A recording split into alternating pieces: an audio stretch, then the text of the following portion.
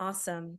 So as I mentioned before, thank you so much for joining us to the Literary Salons for Teaching Artists with Tamara Anderson and friends. Please sign up for the Week of Action at the Black Lives Matter at Schools website. It started today, February 5th. We're going to go over some tag tools. So if you haven't already been acquainted with the Teaching Artists Guild, there are a lot of fun resources that are free to teaching artists and those who maybe have friends that are teaching artists, employ teaching artists, or are curious about what is a teaching artist. You can visit our website and look at our tools there at teachingartists.com. I'm going to throw some links into the chat of some of those resources shared there. Our main one is our pay rate calculator, where you can find your pay rate as a teaching artist and also advocate for equitable pay for teaching artists. The other one is our asset map. So please sign up if you haven't. It's free to do so. And it's also like a free website. And then we have our link to resources, the job board, and you can also subscribe to our calendar so you can join events like this today. And then you can also connect with other TAs in your region by looking at different regional networks.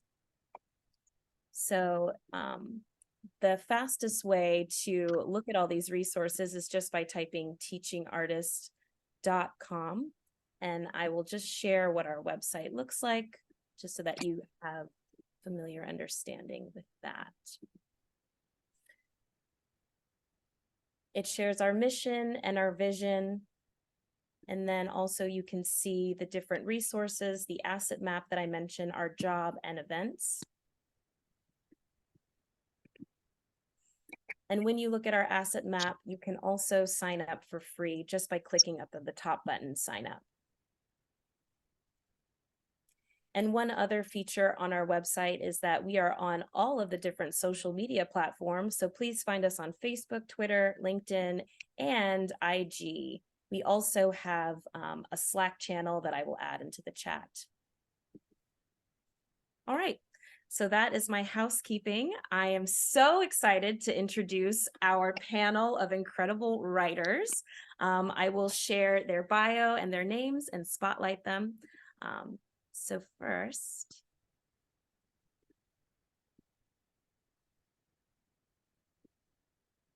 amazing. You are here to celebrate Tamara Anderson and friends.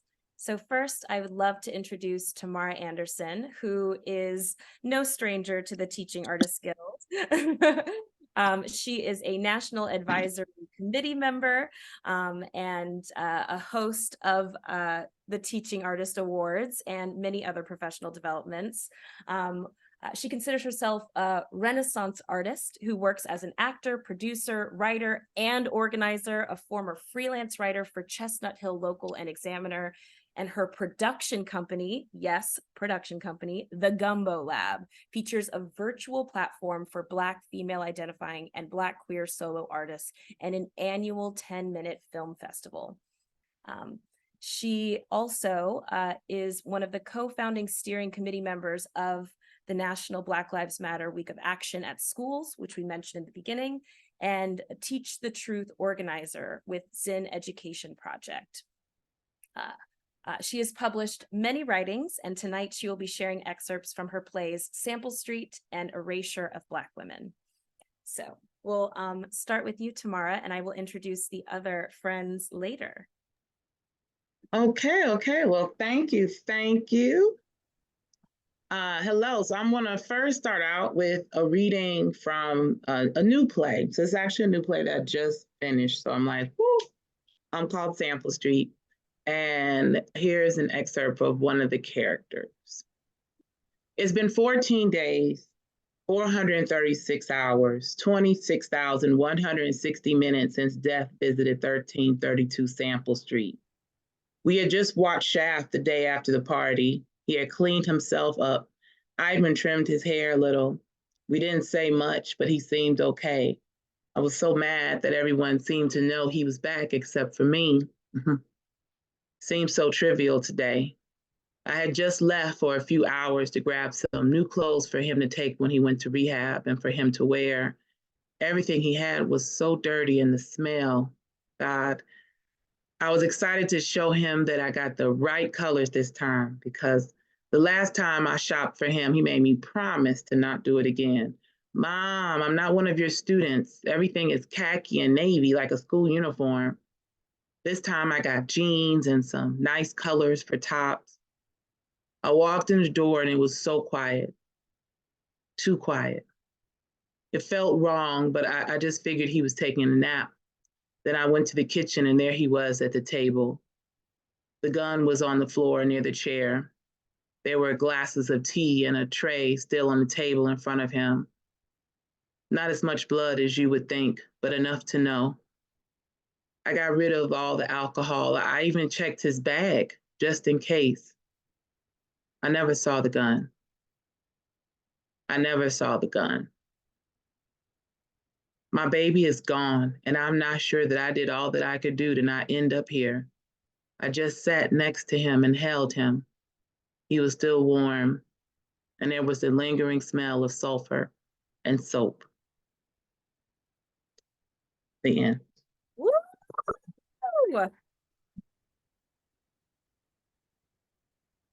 Wow. Thank you so much, Tamara. I kind of want to do a chat waterfall in the chat. Anybody share one word that stuck out to you from that writing?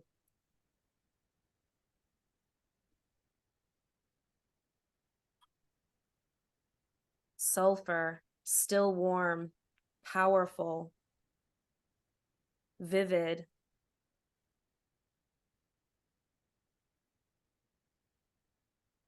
Incredible. Tamara, haunting. There are some messages that are becoming private messages, so I just want to make sure that you can hear these words. Haunting. Ooh, more.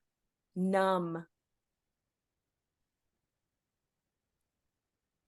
Ache. Impactful.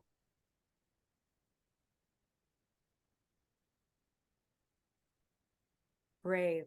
Held. Thank you so much, everyone, for doing this chat waterfall. Tamara, is there anything that you have? Do you have questions for the audience? Or, I mean, one question that I have is, what was the inspiration for this piece? It's very haunting. So the piece really started from the idea of conversation, daily conversations that I overhear in my mom's whole retired life. She has an entire life, Lord, she's on the Zoom now. She has a whole life where they go out to eat, they talk, they have book clubs, they have this. And so conversations turn to death and partials and life insurance policies really easy. And so there's lots of humor in the show, about frozen Girl Scout cookies and how long you'll keep those cookies frozen and things like that. And their lives as retired people, but also as friends. Because, and then I spent every summer growing up in Memphis. My family is Mississippi by way of Memphis to Chicago.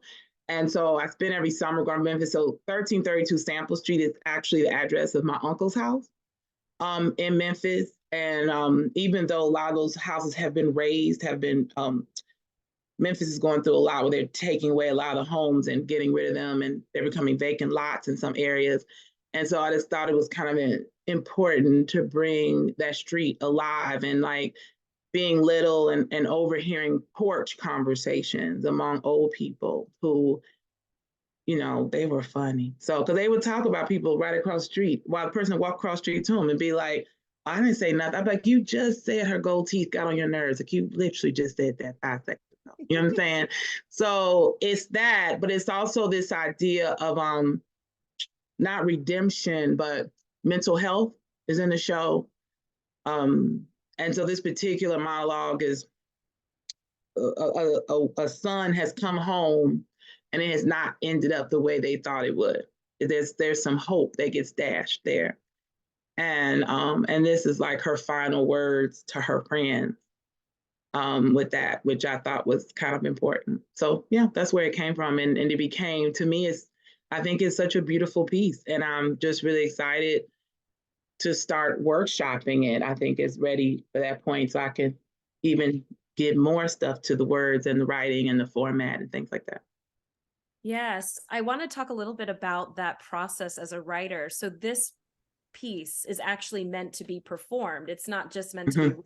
can be read, absolutely, but it's meant for performance. So what is that process like of writing a play for the stage or maybe even for the screen? Or how is that different from other writings that you've done? I know you're a teaching artist, so curriculum, lesson planning is a Yeah. play. So this is different in that. So I've written scripts before, but this is different because it's a full-length play. I've written like short scripts, right? Or solo shows. And so this was really a practice in how characters talk to each other, scenery. And because I think because I'm an actor and I'm very visual, I see a lot of the set as I'm writing. I see where people are moving and things like that. So that informs a lot of the writing and direction in it. Um, thankfully I had an opportunity with at Hermitage, what I'll talk about later, but I had an opportunity to go away too. And I don't think this piece would have arrived in such a whole space. Like these characters woke me up in the middle of the night in such a whole space if I hadn't had that time, right? Um, I mean, like literally, it's a character named Sam, and I was like, "Oh, that's a good idea. I'm gonna write it later." And I would try to go run an errand, and Sam be in my ear, like, "You can't remember what you ate last night, so you probably should go and write this now." And I'll be like, and but then it would be great because then it would be exactly like it would flow out exactly the way it should. And then of course, you go through edits. And I think the second process is you get to a point as a playwright where it has to be in the hands and mouths of actors and another director so that you can hear it and you can make those fixes, right? And be open to those fixes. Like you do get to that point that you have to have that process, that next process. Yes, it makes me think of whenever I'm writing a lesson plan, like I have like this idea of what it is, but then when I show up to the school, the set looks different. I thought I was going to be in the auditorium, but I'm actually in the cafeteria. And I thought that the cast was set. I thought I was just teaching third grade. Nope, third grade's on a field trip. So now I'm teaching fourth grade. Do you know what I mean? Yeah. So it's like you kind of have to Mm-hmm. adapt what you wrote down. Mm-hmm. And it also can be, I think, really vulnerable to share writings. Like, as you said, like these characters woke you up in the middle of the night and they're obviously inspired by your time in Memphis. So is there any advice to writers who may have a bit of a blockage or a fear of putting those voices in their head onto the paper? It might not be as a simple Mm-hmm. process like typing it on your computer, but I'm just wondering about how do you get the voices from your head I onto. think you have to give yourself time because I find that when you're blocked, it's actually because you have nothing to say, right? Like if you when it's ready to come out, it'll come out. So give it that time. Like whenever it's right there on the tip of your head, whether it's a notepad, whether it's your iPad, whether it's post-its, which I'm very famous for having them all over the place. You just have something ready to jot those things down. And also don't doubt that it could be, and don't think that everything is going to be a finished project. Some things are just an exercise to get to another product, right? So it's really just trusting yourself and trusting your instincts and trusting that some things are just a draft, a forever draft, I like to call it. And sometimes those ideas become something and sometimes they don't. Like I think as writers, I think sometimes we think everything has to be ready to be published. That's just not real and that's not true. But every practice allows you to build your curiosity and build your experience in writing. And that's really what you want to do. I love that. Well, let's get into your second piece. Do you want to give any context beforehand, or do you have any questions for the group here? Um, no. So the second piece is totally different. It's Erasure of Black Women. It is a journal that I co-wrote. Actually, I wrote it with my daughter, actually, time when she was still in high school. So the artwork, it's a multimedia piece.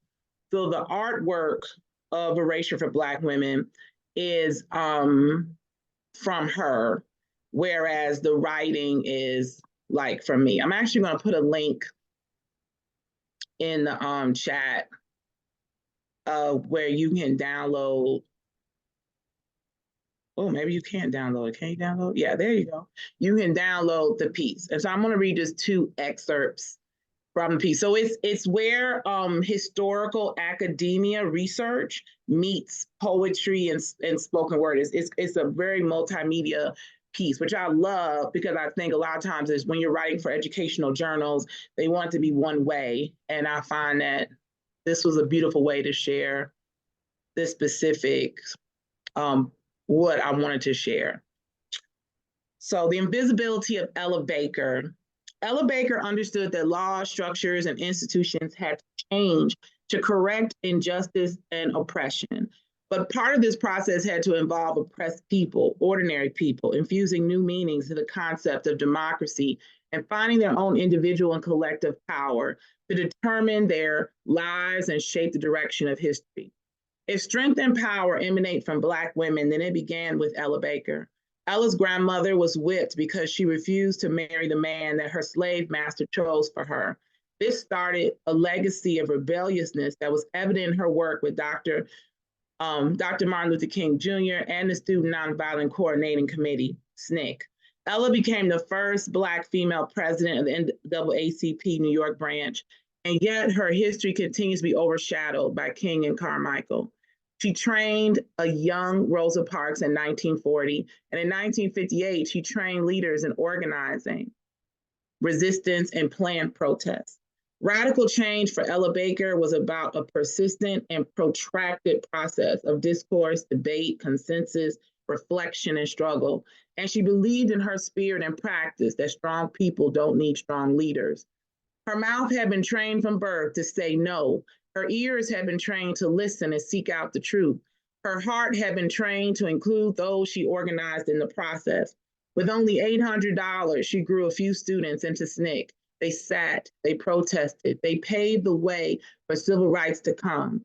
She trained their mouths, their ears, and their hearts to do the work, and a movement was born. Yet she is silenced and erased by the men in the shared stories. Her invisibility is so palpable that we have to be reminded that she even existed. Ella was the voice behind King and the fuel within Stokely. She believed in people power, the power behind those who had nothing, giving them the strength to fight for what they always deserved. And today, more young Black girls are able to find themselves in a historical record and achieve greatness because we refuse to continue the legacy of erasure. And then the final piece from the erasure of Black women, celebration. It is time to reclaim my Blackness and my womanhood without shame or animosity.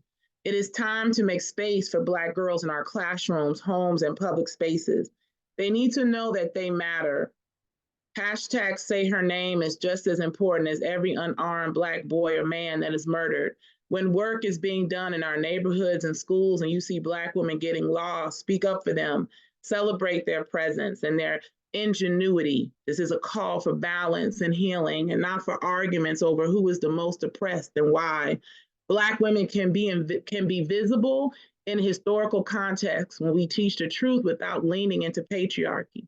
Use the lessons of Rosa, Ella, Zora, and Nina to share the possibility of what can be. Allow each Black girl the opportunity to grow into her fullest potential without ever being erased. Also, remember Ida B. Wells, The Stolen Girls of 1963, Four Little Girls, Fannie Lou Hamer, Georgia Gilmore, and all the Black women that we continue to erase and silence. So celebrate, Black girls, shout with glee and joy, run in place and run to the water. Surround yourself with beauty so that you can always remember how amazing you are in the face of adversity and hopelessness. Embrace and hug your inner Black girl and let her come out and play.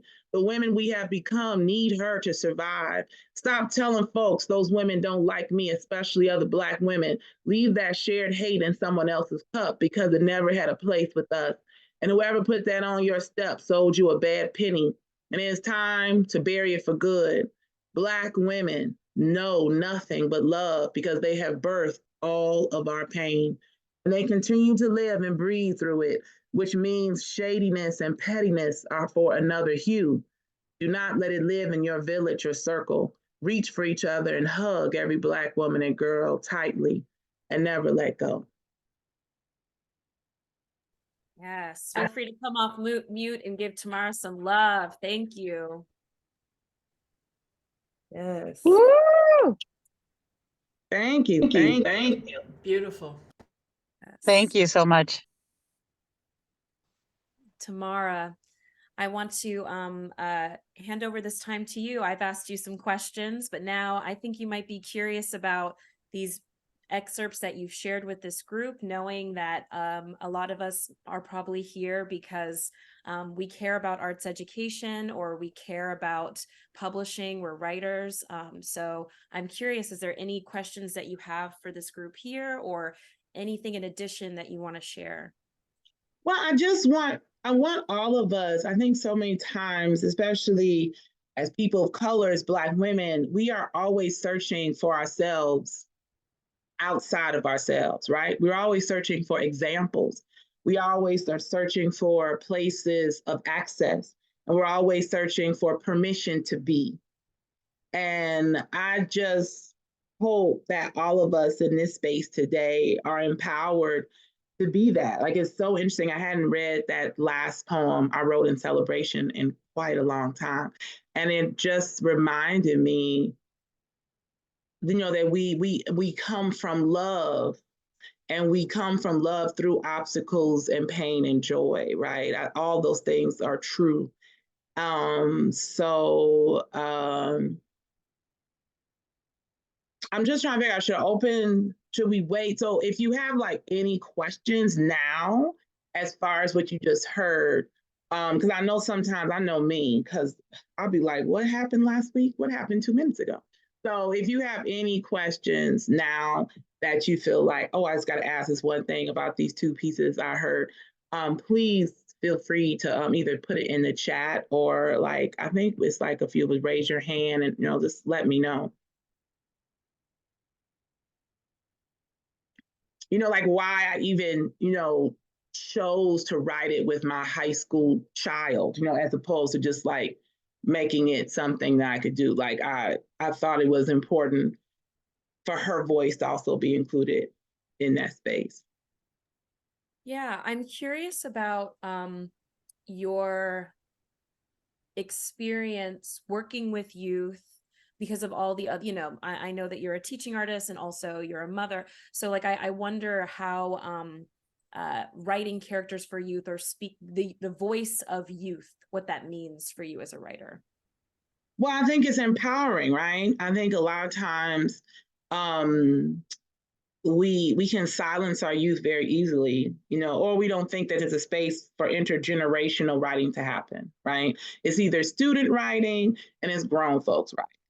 But I think, what makes this space so wonderful is we found a space. The artwork she had been creating throughout high school lent itself very well and effortlessly to the pieces. And then she was encouraged to do more pieces, artwork, because of the writing. Like, she drew this beautiful picture of Nina. There's this artwork of Nina that's included in the piece, where you see Nina's piano connected to like Stokely and James Baldwin, all these different images. And, that just came from how the writing inspired her, right? And I thought that was also very important too. Like this opportunity to have this academic journal be open to a multimedia type approach, I think is really important. Because like, if you think back to even people like Bell Hooks, she would get criticized and quote unquote be like, she's using home language in her scholarly reports and her scholarly attributes, which I think is just really a way to silence Black women scholars. Like, they want us to write in a certain way. And I'm just like, there's many ways for us to write and get this information across and get this scholarship across. Like, it doesn't lessen the research we have done, right? It just comes different in a different packaging. I see lots of head nods. I see 100%, a lot of agreeance here in this room. So yeah. Yes, Marissa, the white supremacy values of it all in academia. Yep. So we're going to have some time at the end to do some more Q&A. So if you do have some questions for Tamara, please feel free to put them into the chat so she can respond then and there. But now we're going to move on to our next writer. Thank you so much, Tamara. All right, friends. So I am so excited to introduce our next writer. So let me share my screen. All right. Our next writer is Jay Broderick, is a writer, and she is a composer, an actress, a dancer, a singer, an avid traveler hailing from St. Catherine, Jamaica. She is a proud member of SAG-AFTRA and Actors Equity Association. Those are two actors unions, y'all. And also the Dramatists Guild and the BMI Lehem Angle Advanced Musical Theater Workshop. She is also an author of Deconstructing Criticism, a toolkit for creatives on filtering feedback. And we are so very lucky to get an excerpt from that piece.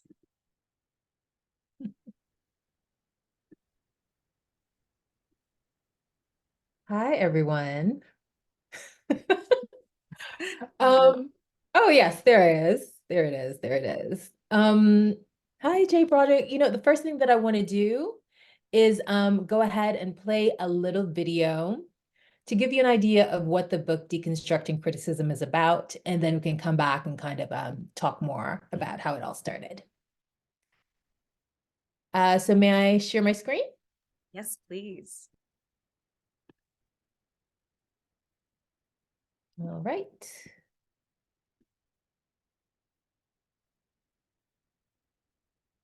Chapter 1, Meet Alex. Meet Alex. Alex makes things. Alex works in an office, a studio, remotely or sporadically. They studied their craft at university, in apprenticeship, on the street, in solitude, or on YouTube. Alex's work is influenced by their values, their passions, the culture, and fellow artists. Alex dreams of things: recognition, promotion, approval, the spotlight, a home, to quit their day job, to support their family with their art, to finish the hat. So Alex must share their things with the world. Bosses, mentors, peers, buyers, producers, investors, competitors, collaborators, customers, critics. Sometimes the feedback is positive. Like flying, it feels amazing to be celebrated and satisfying for their art to be recognized. But sometimes it isn't, and Alex spirals, isolates, and freezes, forgetting the joy in their art and that these two things are different. Alex the artist and Alex the person. Alex needs to deconstruct their criticism. Let's get started. Wow, I love all those visuals. Oh, wonderful, wonderful. Yes. So that's the essence of how deconstructing criticism started. It actually started because of a workshop that I was asked to do from Maestra. They said, pick your topic. You can do anything. At this point, I was a lyricist in the BMI musical theater workshop. I was like, what am I going to do? I've been constructing criticism came to me immediately. Did a workshop on how to kind of separate yourself as an artist and yourself as a person. And what I found was that a lot of people really need this, you know, in their day-to-day. So about a year later, I decided to write a book. I collaborated with my sister, who's an artist, and I thought it was just going to be this one-off project. I decided to just put it out on Amazon Kindle. It did really well. It did really well, particularly amongst arts educators.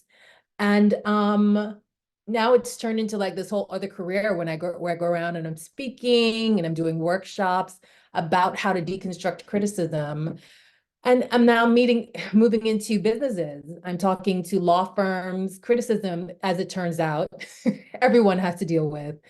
And but the genesis of it was in my life experience as an artist. And so that's how I got here. And if you don't mind, I'd like to read a short excerpt. Good. Please go for it, Jay. Chapter 4, Your Inner Critic. Have you ever noticed how confident children can be? Their lack of knowledge about the world is a kind of kryptonite to doubt that we might call belief. Many a parent, armed with too much information, has watched with trepidation, straining to hold back a scream, "Don't do that," so as their child heads boldly towards certain danger, blissfully unaware of the pain that is coming. But a child does not know a parent's pain.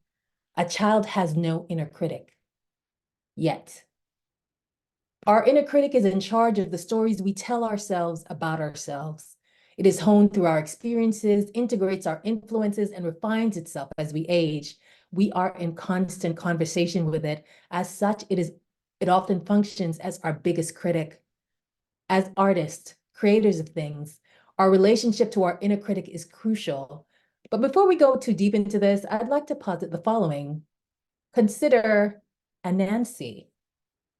As a child growing up in Jamaica, I heard many Anansi stories.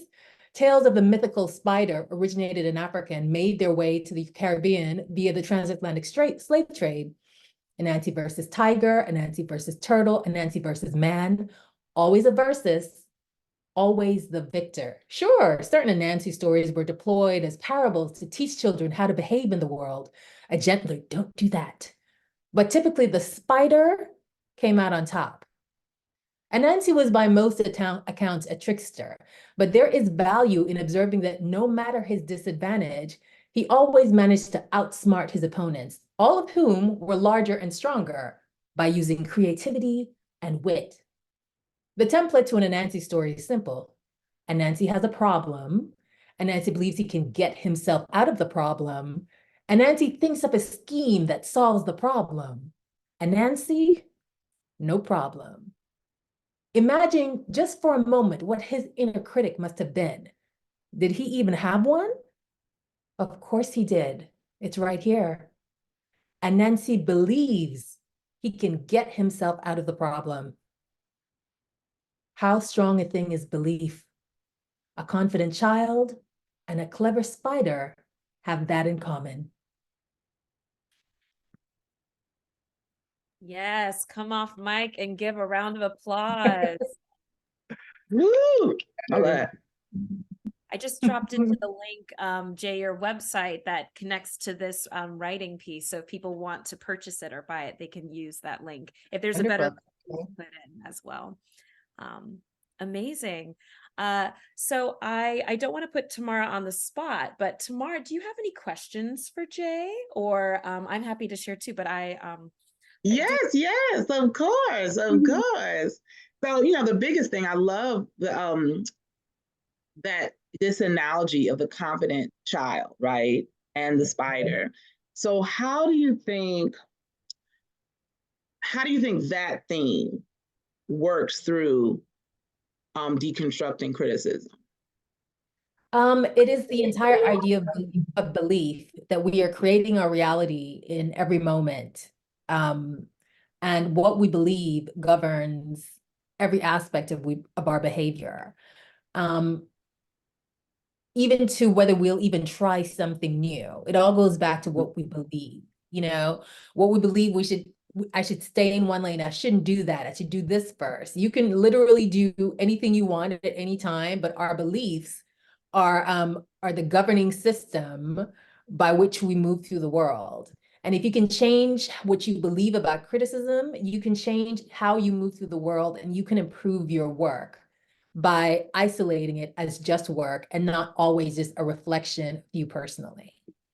Can you talk a little further about that? Like as artists and just in general, I think as humans, we do take things personally, right?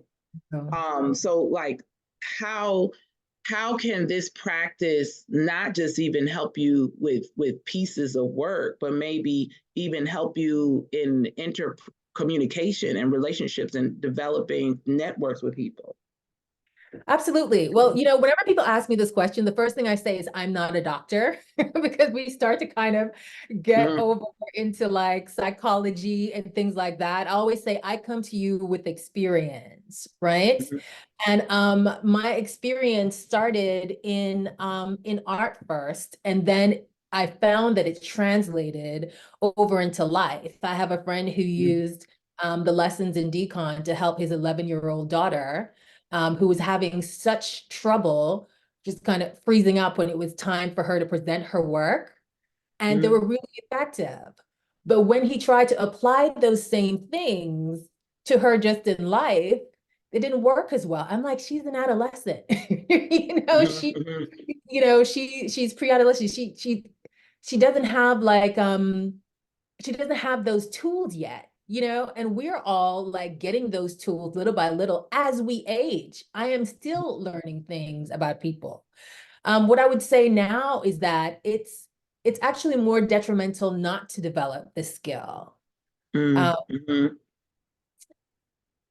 because it affects so many things. Like I had a project fall apart, a beautiful project fall apart because my partner didn't know how to process criticism.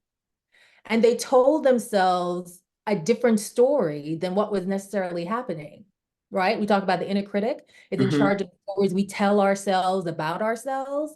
The stories you tell yourselves matter. So this is not like a boilerplate, do this and this will be mhm, fixed. This is kind of like a constant practice of recognizing what it is that you are thinking regarding to your art and mhm. then applying that in a way that's more representative and more true of the actual experience, not the anxieties that come from the shame that is part and parcel with what we know criticism to be.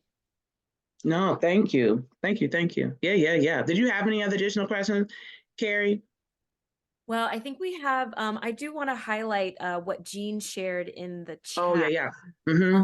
Jean, do you mind coming on microphone, or I can share what you wrote in the chat. I don't know if you're in a space that you can. Mm. I'm more than happy to share. It says, I so relate as an artist trying to live in this world with so many, many, many opinions. I remember a kid I was teaching who asked, is there a way I can make this even better?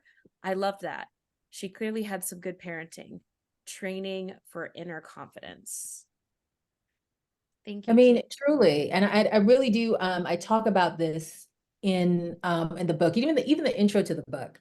Like it's such a critical skill to have because so many opinions are going to get thrown at your work, and people kind of Mm-hmm. mold that. You can control what you say, you can't control how people receive it, and people tend to, mold that message into whatever is personal for their experience. So in the book, I really centered the idea of like, you are the creation of this. Only you know what your intention is. You can get feedback, but at the end of the day, you need to be constantly checking in with yourself because this is your story that you're telling and not your story as filtered through like a prism of opinions. True. So true. Thank you so much, Jay. All Thank right, you. well, we will have some more questions for you at the end of our Q&A. I am so excited to introduce our next writer. Let me share my screen. All right. Our next writer, also a friend of Tamara, is, do I have you? Oh, I want to make sure that awesome. Can everybody see the photos now? Okay. Awesome. Keziah Ridgway is the author of Black Women Do, Leaders of the African Diaspora. She earned a Lindback Award for Distinguished Teaching during the pandemic and was featured on CBS News for teaching free virtual African American history classes that students from all over the country could attend.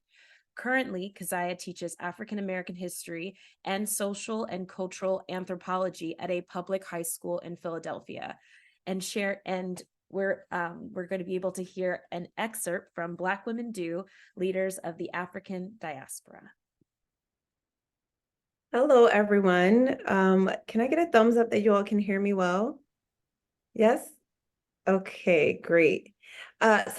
Before I jump into my excerpt, I actually want to give you all a sneak peek into my mind, where I was when I began to write this children's book.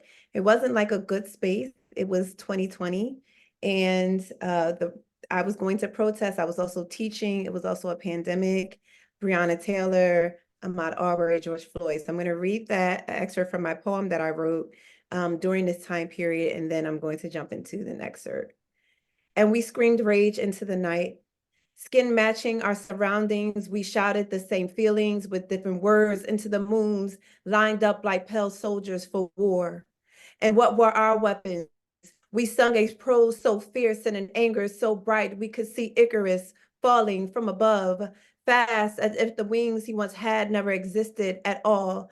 Sankofa, stand straight and talk. Loosen that bent back and swollen ankles. Stretch your hands to the heaven and bring down a thunder so terrifying. Samuel himself will appear. Sankofa, bring forth the dignity born out of our vomit and filth and sweat and blood and bone and all the things that got us here, falling and screaming, screaming and falling. And why were we screaming? The moons were too far away to hear our cries.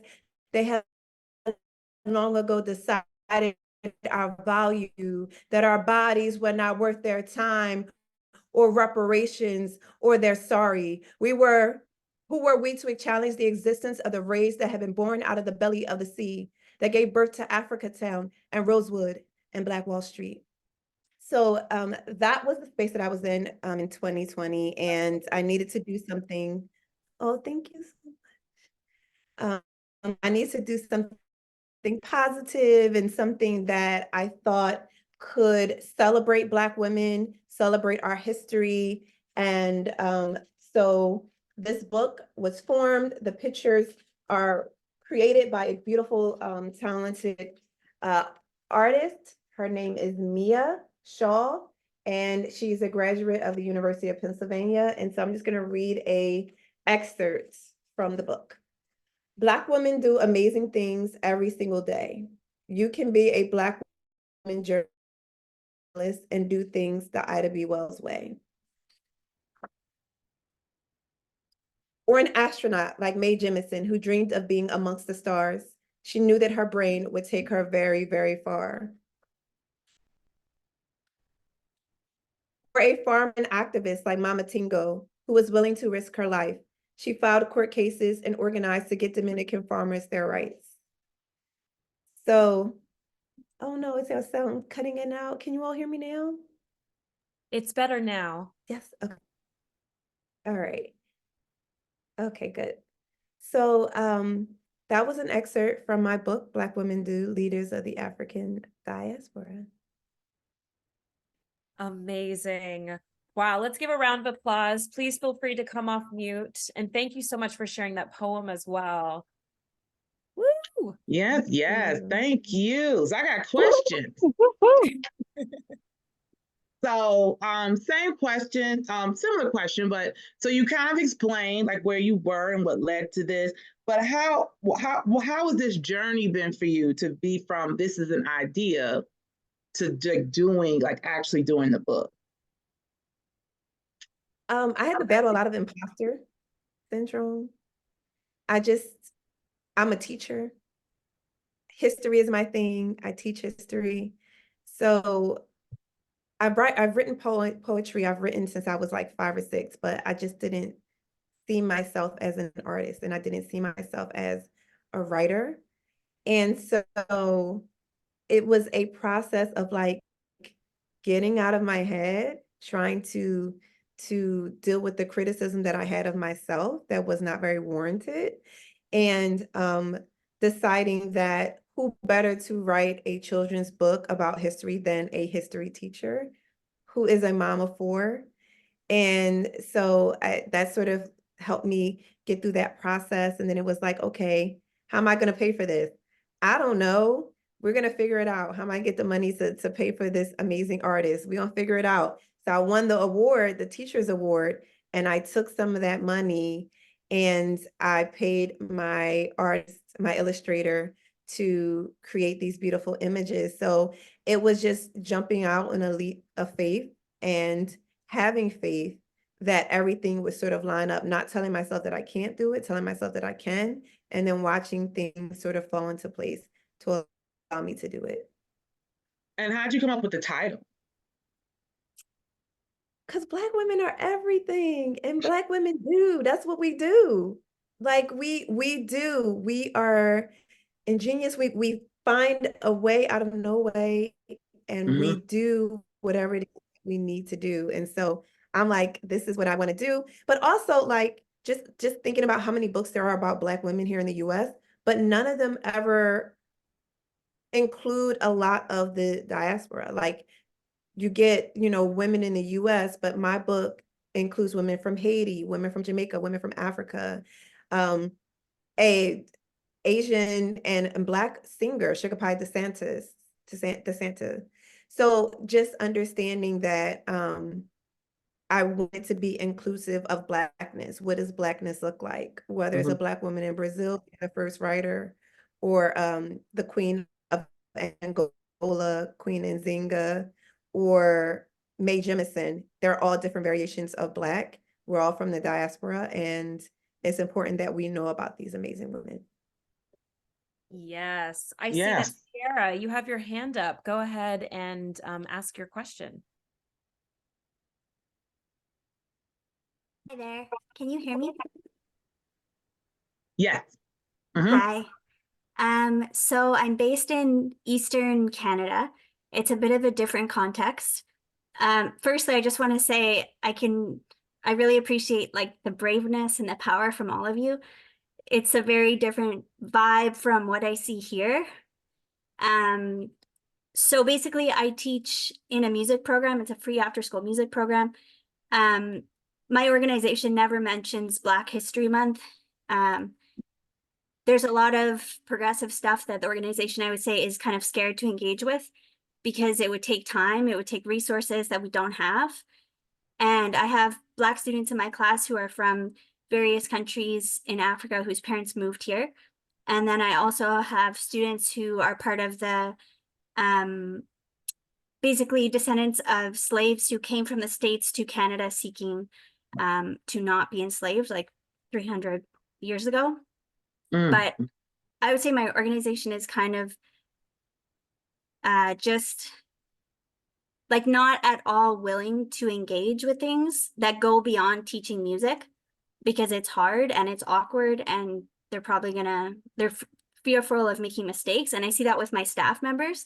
So what would you say in terms of resources or ideas to kind of get things going slowly in a way that might be a little bit more manageable for people who are resistant to even like putting anything on social media about Black History Month or even saying it in front of classes? I'm going to say it tomorrow. Today was a snow day, but like, it's just, I feel like I'm the only one.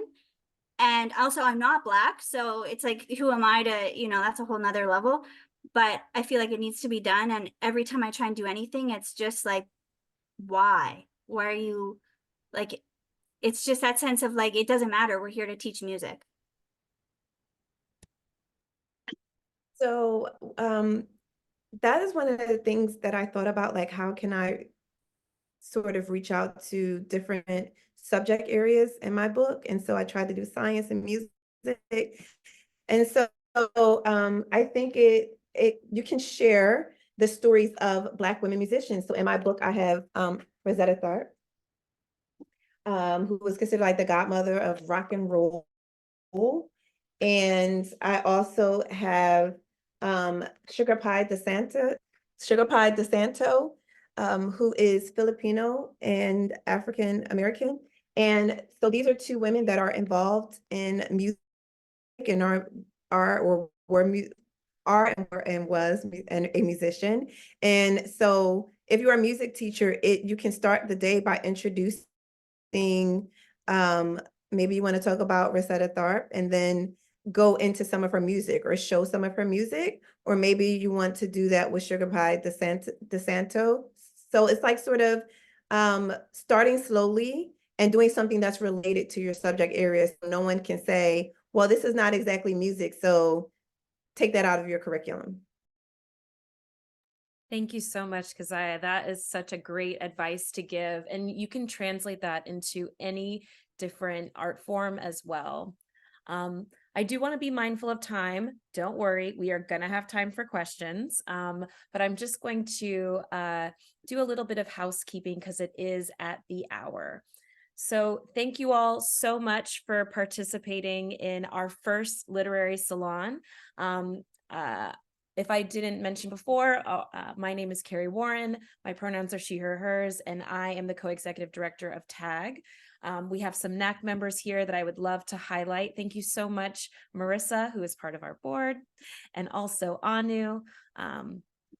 Thank you so much for helping with the chat. The National Advisory Committee is a group of NAC members that Tamara is also part of. So I did put in the chat our feedback form. Please fill that out. It's really helpful for us to get feedback about this literary salon. And this is 1 of 7. So thank you for being here. I also want to share the promo code so that you can log in for free for the other 7 events. We have 4 this week. So let me share. We have one tomorrow with Marit, on the 7th with Jean, on the 8th with James, and then later this month with Maria, Elise, and Eric Booth. So please join us for those events. They will also be recorded, and use that promo code in the chat so that you can get in for free or share with your friends. So again, thank you so much for attending. We are going to stay on a little bit extra just to ask some questions. Please fill out the feedback survey, and thank you so much for attending. Thank you.